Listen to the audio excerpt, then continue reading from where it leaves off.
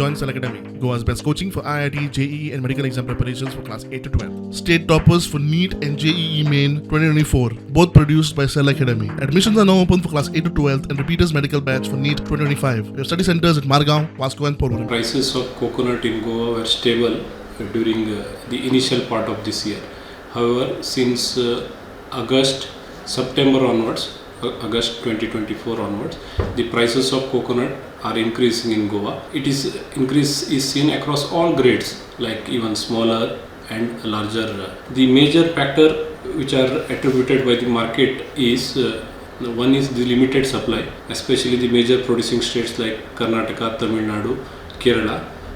There have been limited supply, increased demand from northern parts of our country for tender coconut.